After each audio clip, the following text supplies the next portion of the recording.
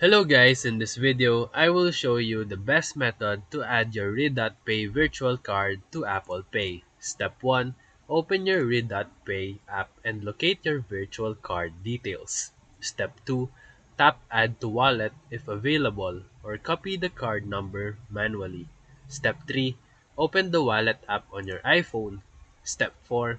Tap the plus icon and select debit or credit card. Step 5.